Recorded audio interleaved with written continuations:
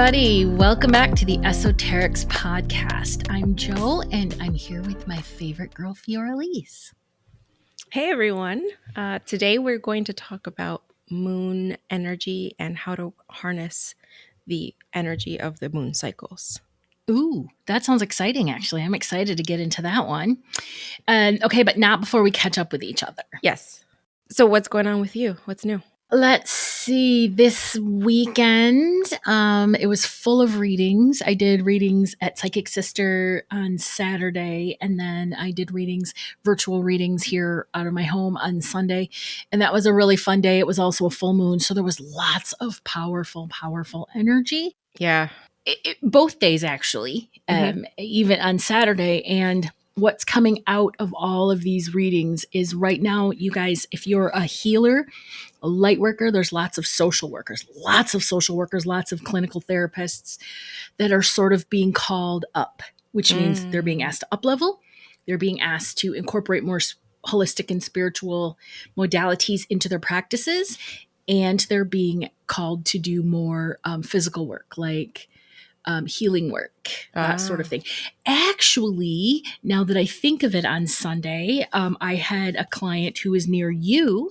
Oh. And I referred her to reach out to you because she needs to, just develop some practices. And I told her, I said, reach out to you because I knew that you would be doing some local events, and Yes. You're doing virtual, you're working with people one-on-one, and also some virtual events. So she's near you. Like, awesome. I'm not sure where she said, but, but she said like it's an hour away or something. So awesome. Yeah. So it's a good time for light workers to really, really, really start developing your abilities and getting into all that. And it's a universal 7 year. Yep. Yeah, that 7 years is going to be big for a lot of people. What about you? What's going on? I spent this weekend, so we had, I was introduced to this woman, Anna. She's opening up basically an indoor marketplace that's focused on like high-end, like luxury vintage goods, reused goods. Yeah. So she has it's basically a culmination of local artists, local people who have their small businesses with reselling stuff. And so she's offering this huge, beautiful space that, where they can come in. Some people are going to be there permanently, and then she'll also do pop-up so that the merchandise and everything that's being offered is constantly new and changing. And so you can go in there basically every weekend and see something new. It's really nice. That sounds super, super cool. Yeah, so we took the family because they opened up officially on Friday, and then my friend who introduced me to her, my friend Carly, does vintage children's goods. So anywhere from like toys, books, clothing. It's really neat. She has a really neat collection that she's been building for a few years, and her business is called We Are Storytellers. Very cool. Yeah. So I was there with her, and yeah, it was really cool. We got to meet a lot of new people, and yeah, it was great. I love that. And it's a marketplace. Yes, indoor marketplace. An indoor marketplace. All right. See, I know there's stuff like that around here, but I never hear wind of it. But yeah, I like that it is bringing us together as a local community, because like having recently moved into this city, I don't know too many people that live in this area. So it's just a really great introduction into like local artists and vendors and stuff. So yeah, I'm excited to connect with people. To immerse yourself. When you and the Hubs drove me around downtown Riverside, it is legitimately one of the cutest. I loved it. It really is a lovely little downtown area. Yeah, it's nice. It's not like downtown LA where it's so huge. It's very easy to navigate, and it's very easy to walk through. So that's what I like about it. Yeah. And it just looked, it was, it was a mix of like mission style, but also, modern, and palm trees, but then also pine trees. Yeah. It was really, really cute and quaint, and very, it wasn't necessarily, it was kind of small townish, but But maybe it was because it was Christmas, so it was all decked out in Christmas lights. But it was Yeah. definitely a place where I would be like, oh, like I could totally live here. Yeah, it's a sweet, sweet place. Yeah. Do you have any announcements? I do. So I have revamped my website, which is now fioraliz.com. Nice. And I have our events listed on there, but also my services, which include local in person services and then also remote. So if you haven't already, please take a look at that. That'll be linked in the show notes. And then also we have one, maybe two spots left for our Journey Within, which is taking place in Newaygo, Michigan. So if you've been thinking about it, I mean, I'm gonna tell you, you gotta act fast. It's true. It's so true, you guys. I was just floored at how fast the interest forms came in once we dropped that announcement. Like like by the end of the night, we were like, I think we might be full. Yeah. And this is taking place Friday, June 23rd through Sunday, the 25th. And this will be a plant medicine assisted retreat.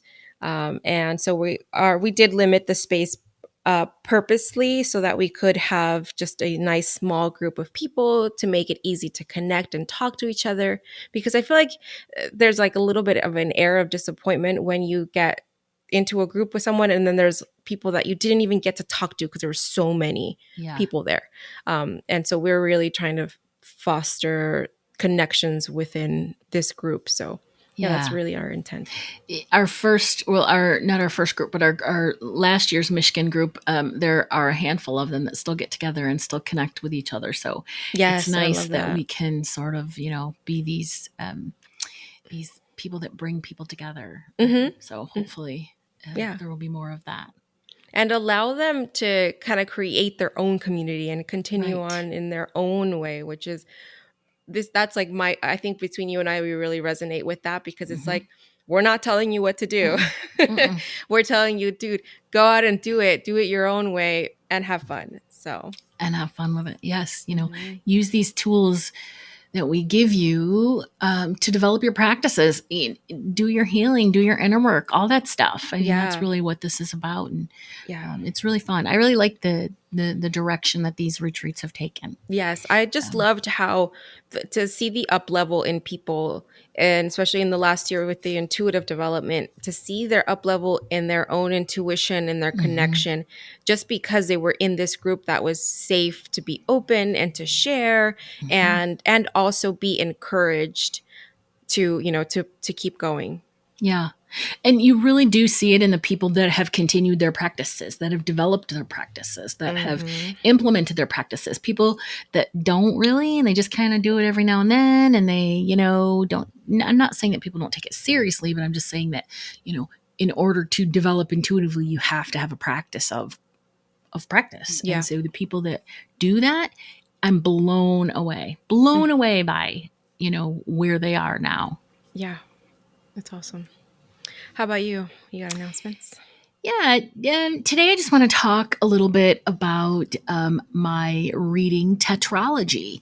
I've got it up on my website, joefigueras.com, but it's yet to get its footing. So I just thought, you know what, I'm going to put a little out there and tell everybody a little bit about what it is. So it's a cosmic fusion of numerology, astrology, and human design to interpret your Akashic soul blueprint. What is the soul blueprint? It is that document, contract, what have you, that you wrote as your higher self to guide you through this current incarnation, your soul blueprint.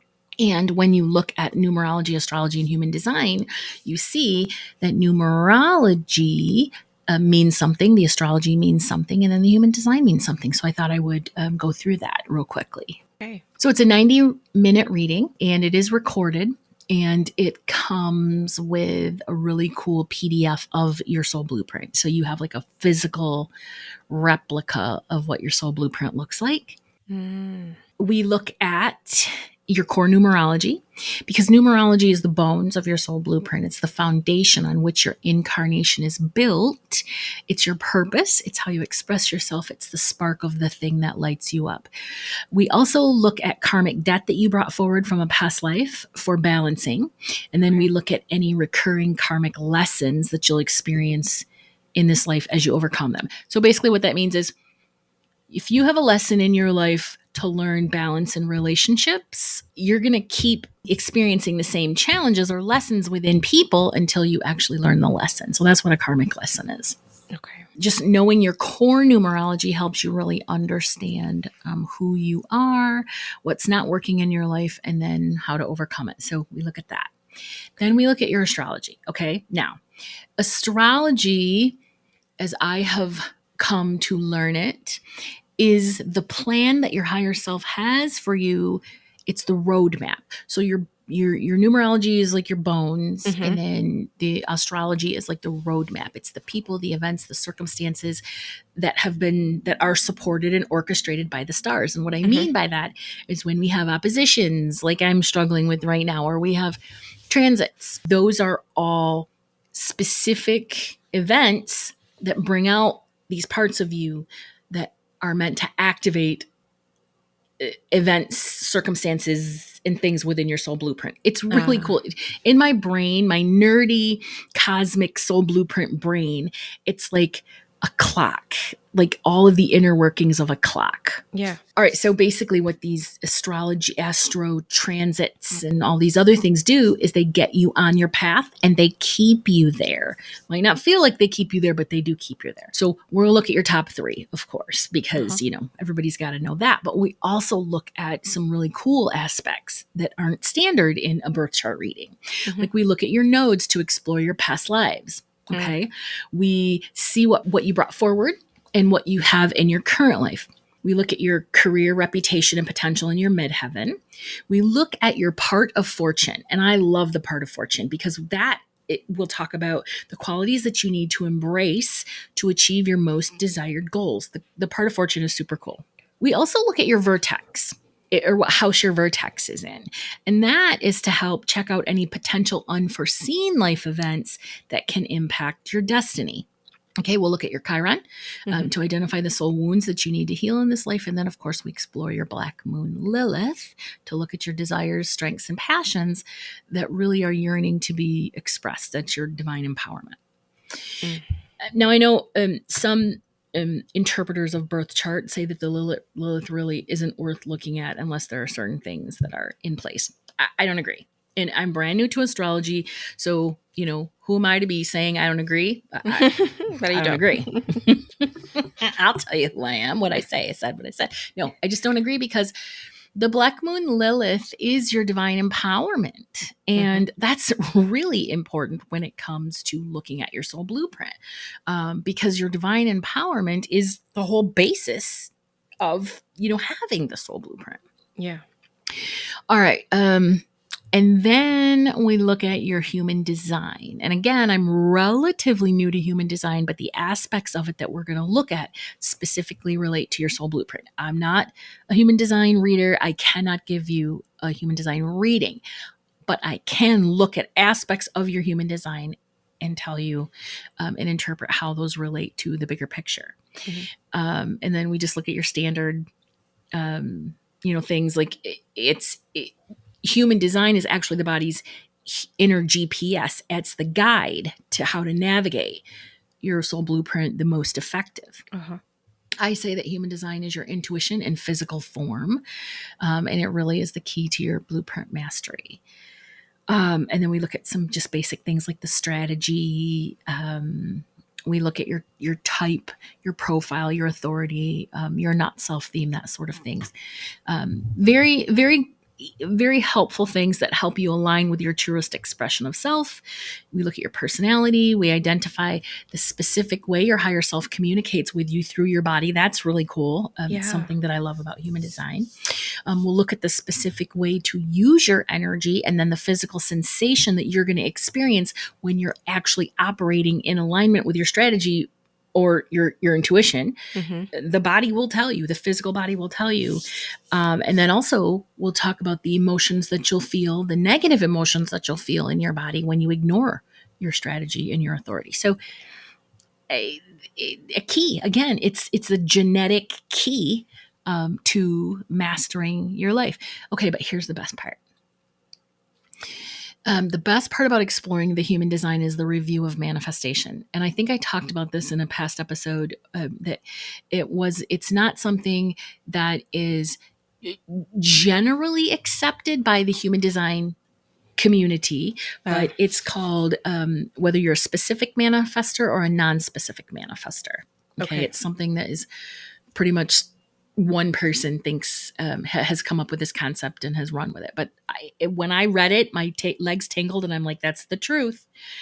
And so basically, knowing which one you are, whether you're a specific or a non-specific manifester, tells you how to create a manifestation practice that actually freaking works, without having to do all of the things. So, all right.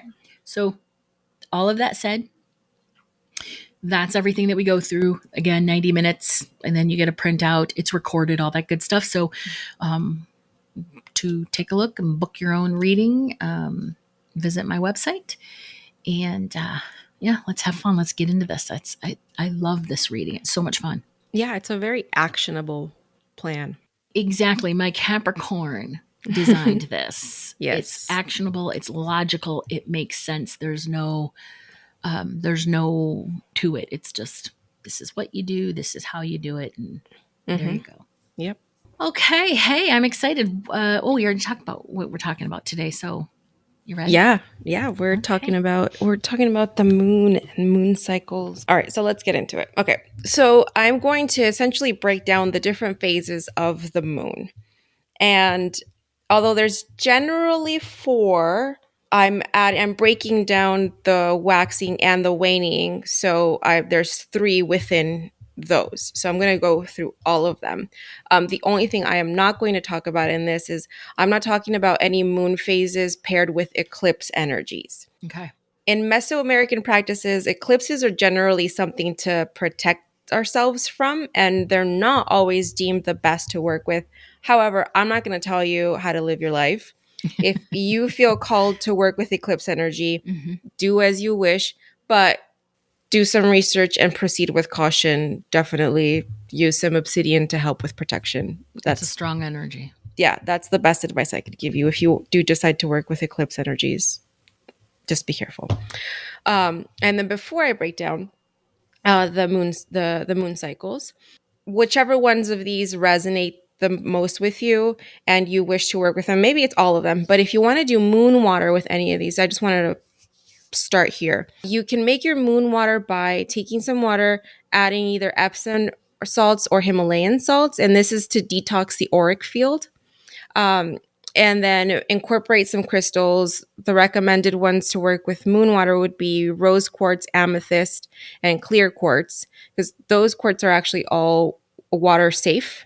If you in any way wanted to use them with water or just like around, that's all great and fine. But these particular ones are for cleansing, healing, and protection. And then some flowers that pair really well with this are lavender, for example, for relaxation, rose petals for love and confidence, and all of these to help boost the vibe of however it is you wish to work with the moon.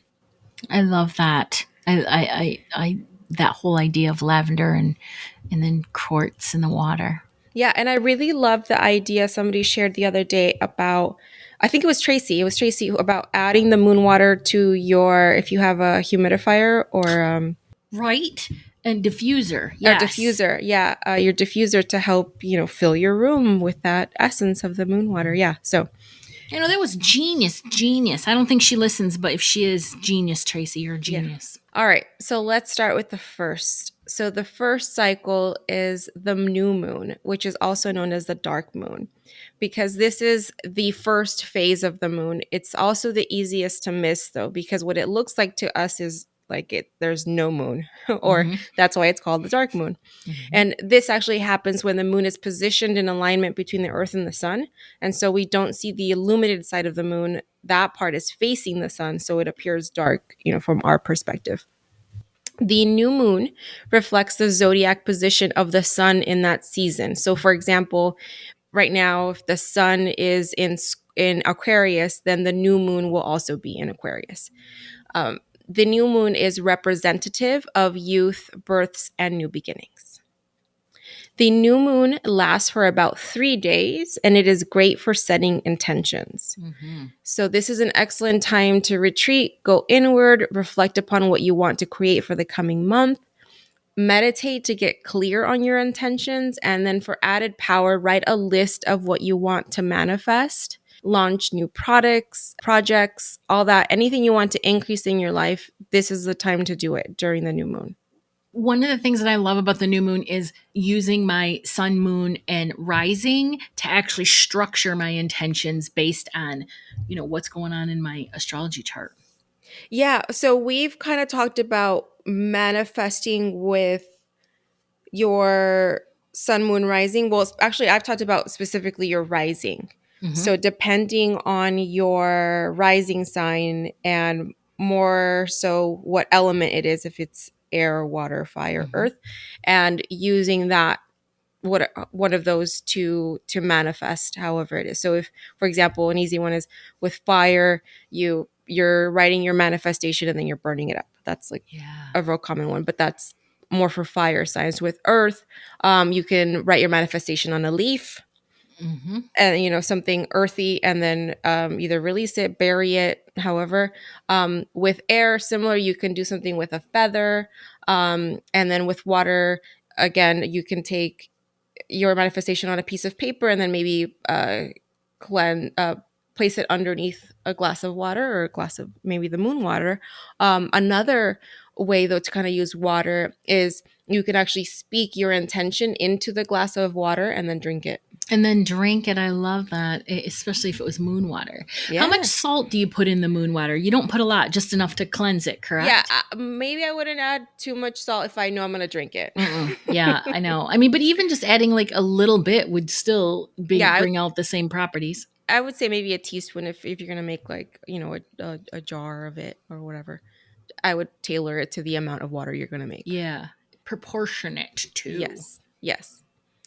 Okay. And then after the new moon, we enter the waxing moon. So there are 3 phases of the waxing moon, but the waxing moon is representative of expansion, increase, and sexuality.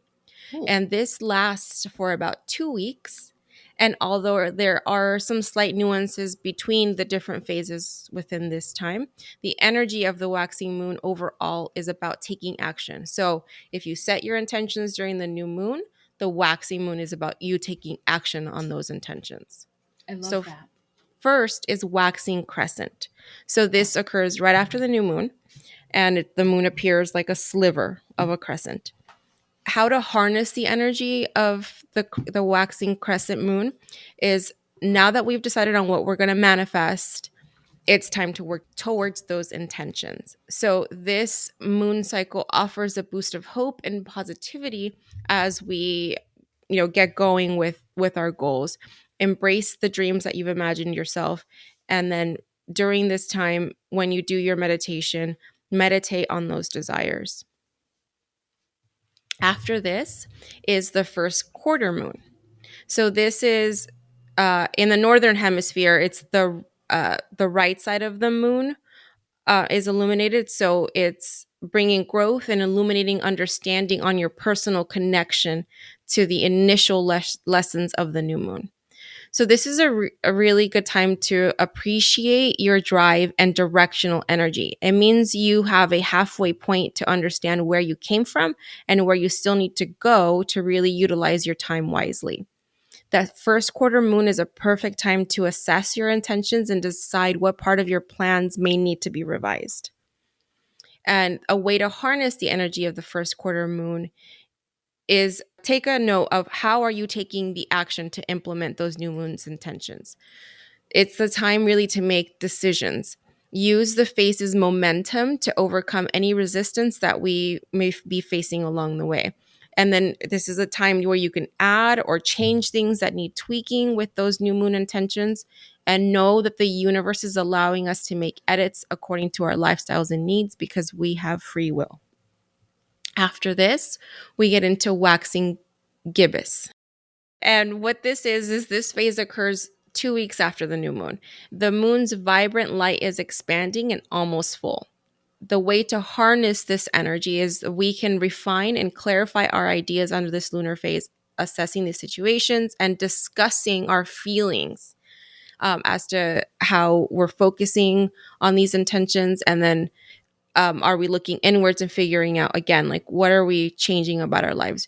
Reciting positive daily affirmations will help give us that boost of confidence to evolve and transform into the next phase, which would be the full moon. Mm-hmm. Ideally, though, with the waxing phase, this is the time where we are moving from our intentions and then we're watching those intentions grow. Mm-hmm. That's the gist of it. Mm-hmm. Then the full moon is representative of completion and maturity. The full moon also lasts about 3 days, like the new moon, and this is about celebrating your progress. This energy can also be extremely emotional, and it may be preparing you to release that which no longer serves. So this like last Leo full moon was really intense. And it's definitely, when it said like extremely emotional, I was like, yes, absolutely. Some phases. It was just very, I felt like it was a very charged moon. Mm-hmm. This one. It was very charged. It was awful. And I'm a Leo moon, so I was hoping it would be easy, but it wasn't. It was a fucking fucker. Yeah. So this luminary occurs when the earth finds itself between the sun and the moon is at its fullest here. The way to harness the energy of the full moon is taking note that it is illuminating everything around us, even our intuition. So the glow of the full moon allows us to see situations and relationships from a clearer perspective. Typically, full moons are a time of letting go and releasing. So now is your time to quit the bad habits, leave the bad situations behind, and focus on healing. And there are many rituals associated with the full moon, like charging crystals, taking a bath, preparing the moon water, all that. It is all with the intention of being in flow with the universe. So the ancient Maya believed that the full moon facilitated successful cycles of completion and maturity. So meditation, breath work, and coloring are really good rites or rituals for you to reflect on this idea of completion. Oh, I love that. And I'm doing painted rocks right now. I'm painting mandalas on little rocks. I'm going to leave them over at Columbia Park for people. That's sweet. So that's good right after the full moon to do that. Yep, yeah, absolutely. Okay. Yeah. And when you do, especially coloring, it allows you to enter into a meditative state. And when you do that, you're opening yourself up to be more receptive to your own intuitive guidance. Mm-hmm. Mm-hmm.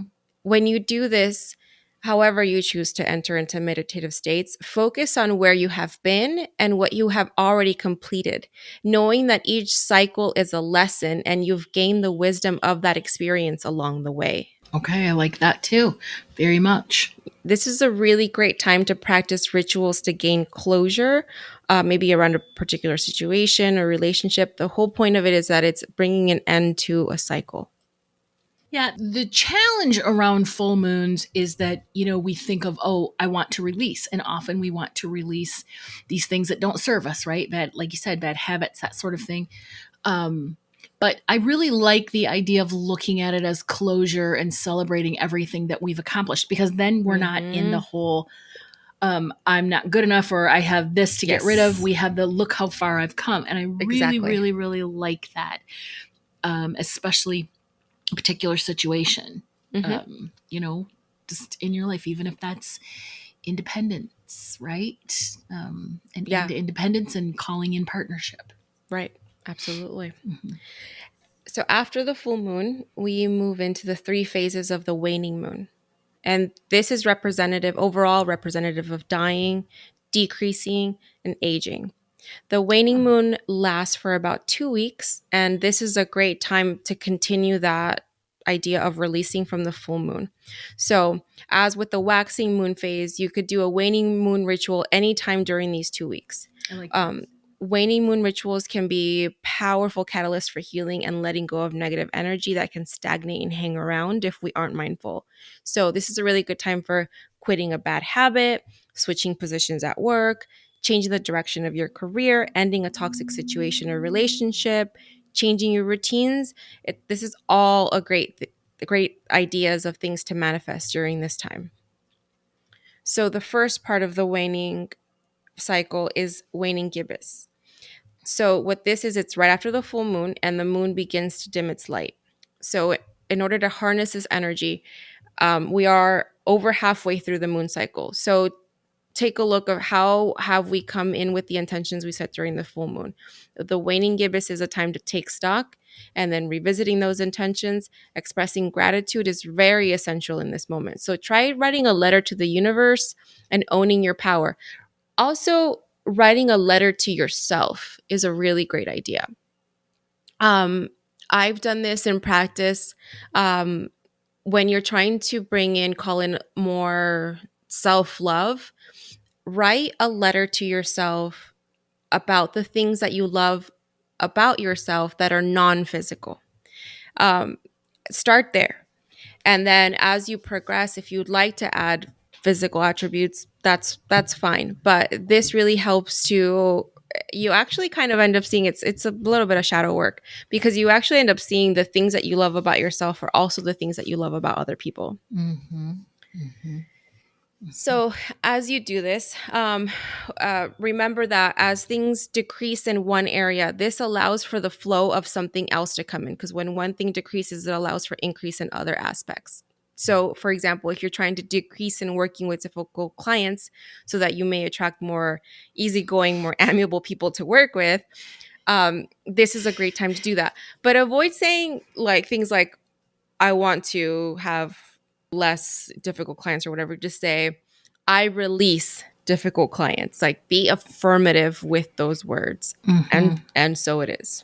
Mm-hmm. Listen, I'm calling you out here because you wrote this. So I'm going to guess that you would like to see a decrease in working with difficult. Maybe. Maybe. That cracks me up. Oh, when I read that, I started laughing. I'm like, I see you. I see you. I do project. I do. And then the next phase of the waning moon is the last quarter moon. So this is also sometimes called the third quarter. And half of the moon lights up during this lunar phase. It's the opposite of the first quarter moon. So how to harness this energy? So think of this as a lunar spring cleaning.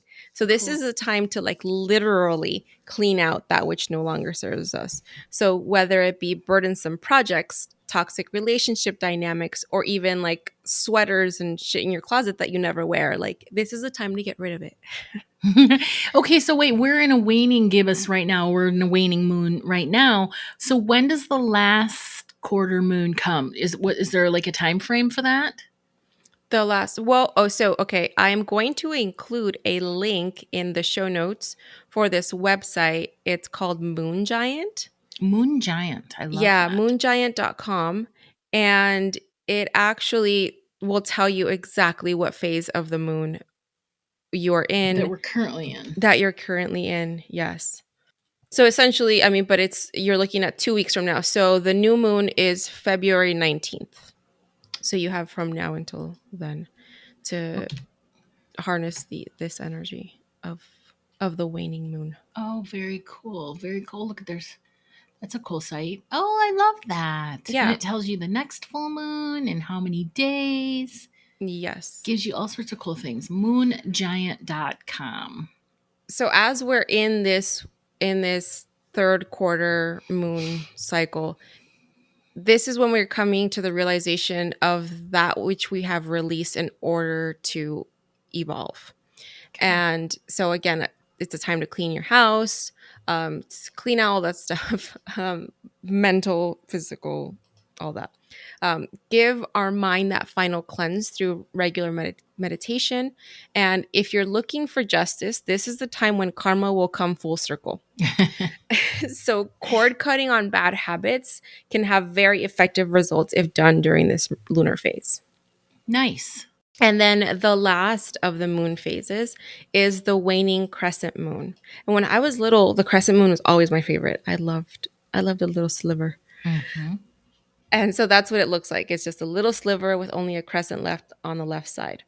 And how to harness this energy. So because this is the last lunar phase before the new cycle begins, this is the time when we need to be still and sit at peace instead of pushing ourselves.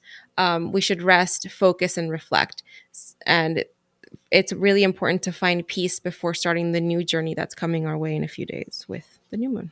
On the back of my jewelry, depending on, there's always a moon on the back, depending on what the intention behind that piece is. But it's either a waning moon for expansion, or a waxing moon for expansion, or a waning moon for going inward. So the moon, the direction of the moon on the back of my intuitive jewelry actually is symbolic of something as well. I love that. Mm-hmm.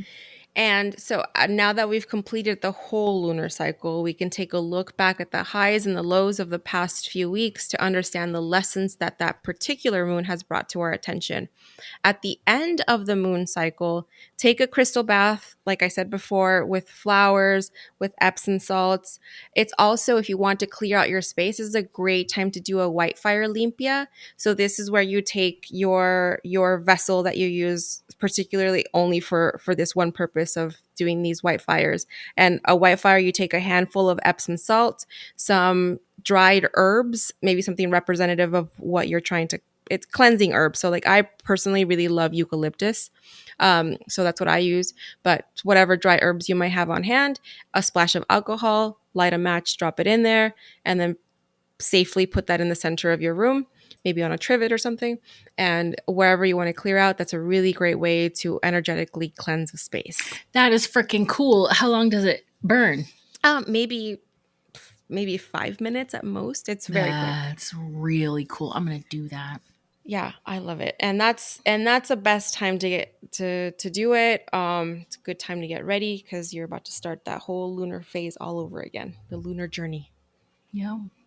The lunation begins, and then we start all the way back again with the new moon. Yes. And if you are looking for more resources on this, I did take some of the information that is in Erika Buenaflor's book, Sacred Energies of the Sun and Moon. And I would actually like to do an episode on the sacred energies of the sun in particular, because I don't think we've ever really talked about that. And I think people talk in general a lot about the moon, and especially at the full moon, I feel it's kind of like overhyped sometimes. But the sun, I mean, the sun's like full of energy. So that is also a really great way to manifest, or just to call in your sacred essence energy into your life. I mean, yeah, it's the center of life. It's the sun. It is the giver of life, and just the symbology around it. That's another something that I'll have on the back of my jewelry is the sun. And it also has symbology for usually I'll put that on there for healers, the givers of life, the healers. So. Oh, and also, since we're on the topic of the moon, if you are local to the Riverside area, I will be hosting a new moon ceremony here in Riverside. And this will be February 19th. And that's how I knew exactly when the new moon would be. Hey, yeah. Yeah, and this will be, it's limited. I've counted it out to 15 people so that we can keep it nice and intimate, safe space. And we'll be doing group Reiki. I'll be doing a group limpia for the room, and then I'll guide you through a meditation. And then we will go through an actual manifestation ritual at the end to, call it, kind of bring it all together. I love that. And I'm so mad that I can't be there, but watch me. I'll show up. I'll be like, I'm here. We'll do one. So I'm doing this at the Raincross District. This is where I was talking about at the beginning of the episode. So this is a brand new space that just opened. So it's a marketplace plus a wellness room, a wellness area. So we're going to break that in. This will be the first event that we're doing there. And yeah, and then hopefully this will be a monthly thing, or just we'll see kind of how it goes. But definitely this will be a recurring thing that we do more than once. So stay tuned. Yeah. You guys, if you can catch that in person, you're really, really lucky. So support your Fioraliz and go get yourself. Is it a ticket? Yes. Yeah. Well, it's you just got to reserve your spot, and it is on my website. It's under my events. It's right there. Okay. Excellent. Well, thank you. That was really, really, really fun. I love talking about the moon and the phases. The phases are really, really magical.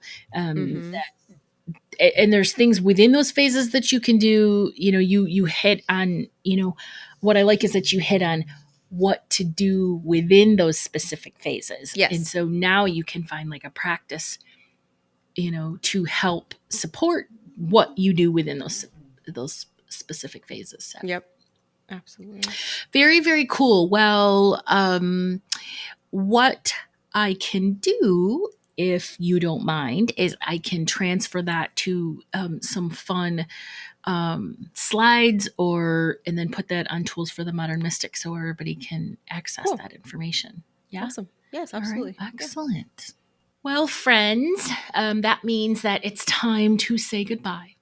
You can find us on all the socials under Esoterics Podcast, and you can catch us on Facebook under the Esoterics Community.